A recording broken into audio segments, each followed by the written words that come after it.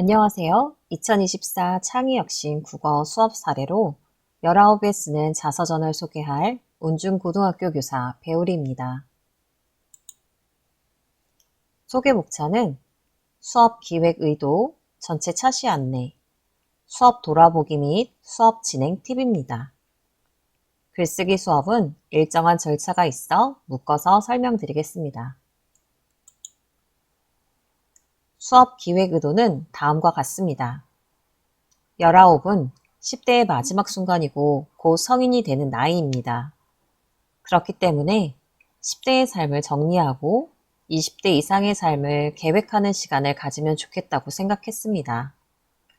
제가 2021년에 연수를 통해 100쪽짜리 자서전 쓰기를 도전하였는데요. 자서전 쓰기를 통해 삶을 정리한 것이 의미가 있었습니다. 당해년도 아버지께서 돌아가셨는데 그 슬픔을 글로 쓰며 위로받는 느낌이었습니다. 학생들이 자서전을 쓰며 10대의 삶을 정리하고 미래를 예측하고 계획하길 바랐습니다. 그림책은 어릴 적 감수성을 불러일으킵니다.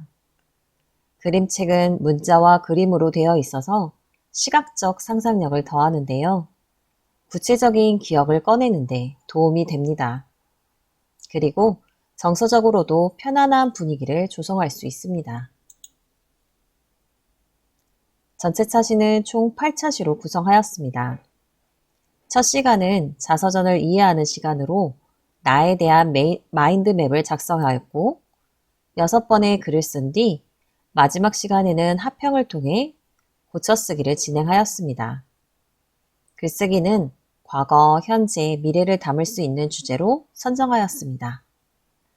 각 차시 내용을 구체적으로 말씀드리겠습니다. 1차시 자서전 이해하기는 제가 공을 가장 많이 들인 시간입니다. 학생들은 자서전을 위대한 업적을 남긴 사람들의 일생을 기록한 글로 정의하였고 아직 19살밖에 살지 않은 자신들은 미완성이며 위대한 업적이 없으니 자서전을 쓰는 것은 어려운 일이라고 단정지었습니다. 하지만 표준국어 대사전에 나온 자서전의 정의는 이렇습니다. 작자 자신의 일생을 소재로 스스로 짓거나 남에게 구술하여 쓰게 한 전기. 즉, 개인의 일생 중 그 어떤 이야기도 글쓰기의 소재가 될 수 있다는 거죠. 이 점을 설득하기 위해 자서전 예문으로 나에게 인생을 묻는다를 제시하였습니다. 이 내용은 힘들었던 사춘기 시절과 부모님이 미웠던 마음이 담긴 글인데요. 학생들은 이 글을 읽고 자서전에 대한 편견을 깰 수 있었습니다. 두 번째로 글쓰기의 효능을 알려주고 싶어서 김영하 작가님의 강연을 들려주었습니다. 막연한 공포가 글을 쓰는 동안 힘을 잃는다. 이것이 글쓰기가 갖는 자기 해방의 힘이다. 이 대목을 통해 학생들은 글을 쓸 힘을 얻었습니다. 그리고 100인생 그림책을 함께 읽고 좋은 부분을 서로 소개하였는데요. 아직 살아보지 못한 미래의 인생을 예측해보고 삶 전반을 살펴볼 수 있었습니다. 이렇게 정성을 들였더니 학생들은 자서전을 쓸 용기를 냈습니다. 자서전 글쓰기 주제를 소개하겠습니다. 첫 시간에는 누구에게나 있을 이름에 얽힌 에피소드로 가볍게 글쓰기를 시도하였습니다. 두 번째는 수능을 끝낸 고3의 나의 열정에 대해 들어보았습니다. 세 번째 시간에는 고3의 삶을 버티게 해준 나의 쉼표를 찾아보았고, 네 번째는 정서적 안정을 위해 과거 기억 속에 울고 있는 아이를 찾아 내면 아이 안아주기를 하였습니다. 다섯 번째 시간에는 죽음을 예측하며 내 삶을 상징하는 물건을 찾아보고, 마지막으로 미래의 삶을 살아가기 위해 나의 가치관을 정립하는 시간을 가졌습니다. 6번의 글쓰기는 동일한 절차로 진행되었습니다. 먼저 주제와 관련된 그림책이나 소설책을 읽어주고 질문과 답을 통해 생각 열기를 한 뒤 글 쓸 내용을 구상합니다. 학생들은 크롬북으로 구글 클래스룸에 올라온 글쓰기 과제를 시간 내에 작성합니다. 시간이 끝나면 교사는 학생들이 작성한 내용을 출력하여 첨삭지도 해줍니다. 다음은 각 차시별 활용한 그림책입니다. 1차 시는 나를 이루는 요소와 인생 전반에 대해 파랗고 빨갛고 투명한 나와 100인생 그림책을 활용하였고, 2차 시는 이름에 대한 에피소드를 위해 김, 수완무, 거북이와 두루미, 내 이름은 라울을 활용하였습니다. 3차 시 나의 열정에서는 다른 삶을 인정해주는 프레들릭과 과정의 중요성을 보여주는 수박이 먹고 싶으면을 활용하였습니다. 4차 시 나의 쉼표에서는 나만의 산 체험하기와 마법의 여름으로 특별한 경험을 환기하였습니다. 5차 시 내면 아이 안아주기를 위해 착한 아이 사탕이와 어른들 안에는 아이가 산대를 활용하였습니다. 내면 아이 찾기가 어렵다는 학생들에게는 완벽한 아이 팔아요, 너 왜 울어? 를 건네주었습니다. 두 그림책은 양육자에게 받은 상처가 담긴 책입니다. 6차 시 내 삶을 상징하는 물건을 찾기 위해 할머니가 남긴 선물과 여행 가는 날을 활용하였습니다.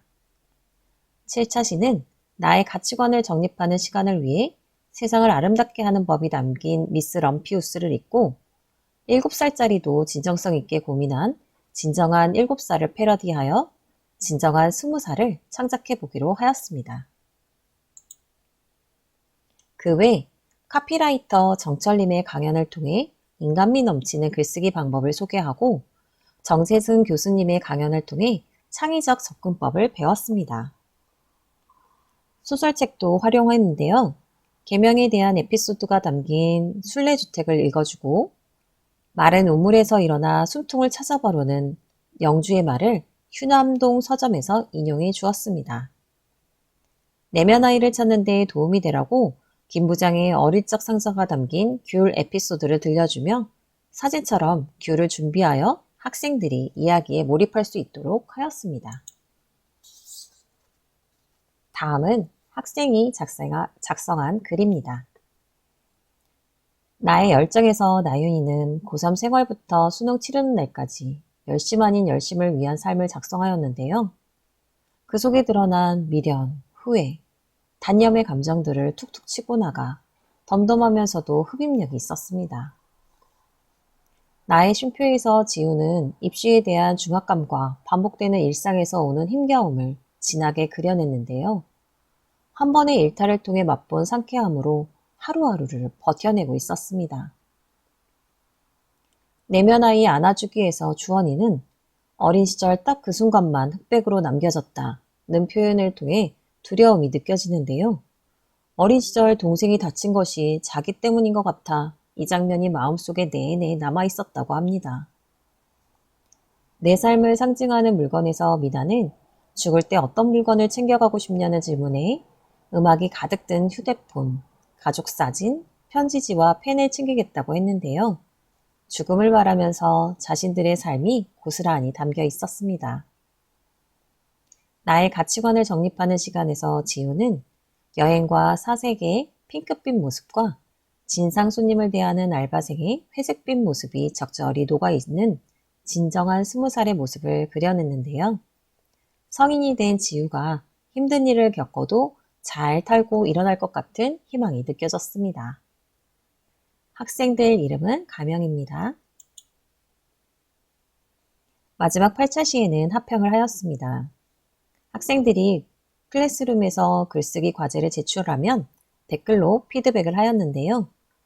자발적으로 수정하여 제출하였습니다.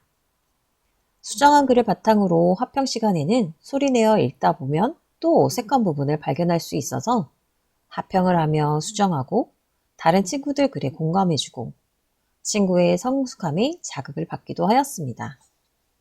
이렇게 19에 쓰는 자서전 수업을 진행해 보았습니다. 다음은 학생들의 후기입니다. 여러 주제로 글을 써서 20대 첫 발걸음을 힘차게 시작할 수 있었다. 앞으로도 일기나 자서전을 통해 자신을 다잡고 싶다. 수능 후 놀기만 했던 것이 불편했는데 재미있으면서도 생산적인 활동을 해서 좋았다.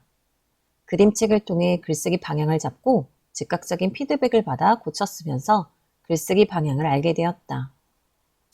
자신의 삶을 돌아보고 지금의 나를 더 돌볼 수 있는 시간이었다. 행복했던 기억이나 잊고 있던 사람들을 떠올릴 수 있어 뜻깊었다. 죽음에 관한 수업에서 주변인에 대한 소중함을 느꼈다. 학생들은 이 수업을 긍정적으로 평가해 주었습니다. 19에 쓰는 자서전. 이 수업을 돌아보며 다음 4가지 의미를 발견하였습니다.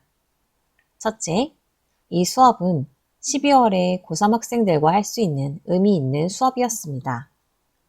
비록 소수의 학생들이 참여하였지만 각자 10대의 삶을 정리하고 미래를 설계할 수 있었습니다.